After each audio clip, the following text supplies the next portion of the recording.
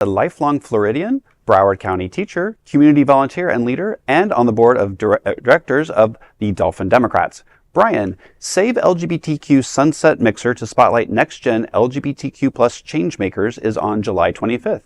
Tell me, what's happening out?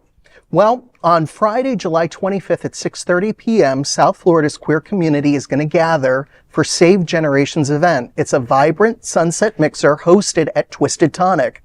It's organized by Save. This event promises to bring together emerging leaders, advocates, and allies for an evening of connection and purpose.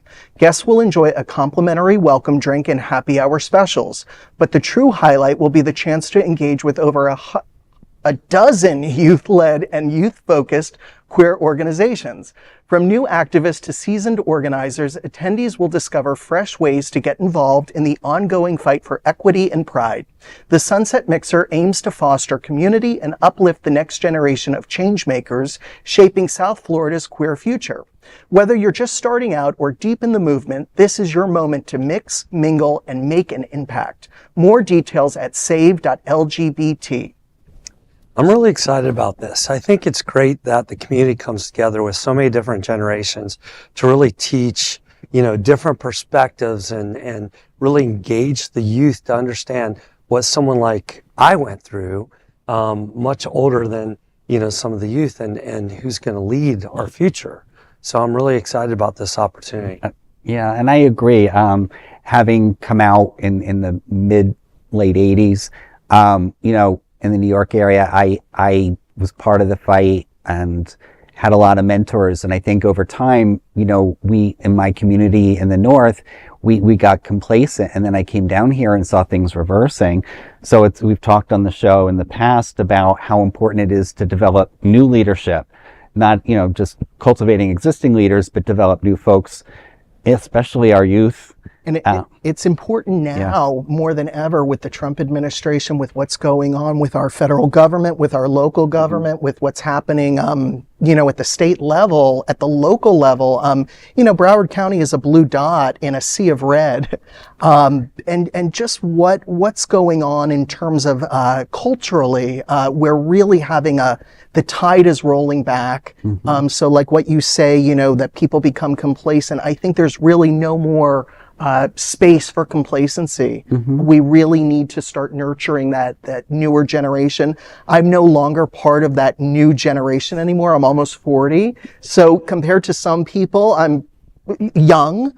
But you're a baby. But compared to others, well, thank you. I'll take it. But I'll take 40. But compared to others, I'm not the youngest kid on the block anymore. So we need to start bringing those people up and start hearing their experiences and, really nurturing their leadership potentials. But it's exciting. Yeah. I belong to a group outside in a New Jersey suburb outside of New York. And there was a time where in-person groups were needed. And through the internet and everything, our community developed. But now that we've gone back politically, it's so great that you're doing something in person. People need to have that in-person experience. I think, you can't substitute that for the internet. No, well, not only that, but just to remember, yes. Because when you're in your 40s and 50s and beyond, you were in a time where homophobia was at an all-time high. Yeah. And people forget that. People who are in their 20s, they don't have that line of sight. So in order to be able to communicate and let those things not be forgotten so that we can stay the course, make sure that there's equality, make sure that people get the resources that they need to live their best lives, that's important. Well, and I think, we have to look at, this is highlighting young, upcoming leaders. Right. So I think as much as they need to learn from the older generation, I think it's also the reverse. The older generation does need to listen to the younger generation because they are facing new challenges that we don't necessarily understand as an older generation. We have this generation, yourself 40 and myself 50, we were in that kind of in between, right? Where we were coming out of the 80s and 90s and we were in the process of the computer age and we were becoming more open to information that, the older generation didn't have. And now we have a generation that's flooded with information and they're tackling new. So I love the fact that we're doing a specific event for younger people so that they can tell their stories, and that maybe us as some of the older generation can actually listen and maybe help them navigate some of these new obstacles that they're dealing with. And they're bringing a new energy. They're bringing Absolutely. a certain joy. It's not all about struggle. Yes. When I was younger, in the mid 90s, early 2000s, the worst thing you could be was gay. The worst insult you could call somebody was gay or faggot or, you name it. Anything related to somebody being gay was the worst thing. These kids, you call somebody gay now, they don't even blink. They don't think it's, And exactly. they think it's funny. They think it's nothing. You have, kids in school, they don't have the same hang-ups anymore that, kids in my cohort, did. And I think that that's really progress. And I'm excited to see what they're going to do with their skills and talents and treasures. I got to tell you, my show that we'll be talking about later, Our Family Pride, talks about that. Oh, great. What it was like in the 80s and 90s to grow up in a very homophobic world where even before I knew what gay was, I knew it was something to be feared and something to, that it was an abomination. And it was very hard. It's very difficult to see that. And then when I see people who are in their teens today, being gay is the most popular people in the school. Yeah. So they don't even have that line of sight of what it was like to hit that brick wall and to be so hated or...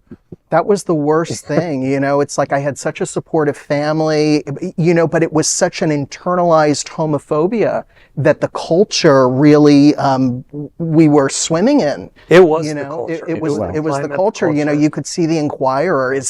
Are they gay or not? Now it's like, oh, this person's gay. Who cares? It's not even like it's not even really a thing anymore. I don't perceive it to be a thing anymore. And it's so important to develop a strong foundation, especially here coming in, and now I consider myself a Floridian, but developing a foundation here.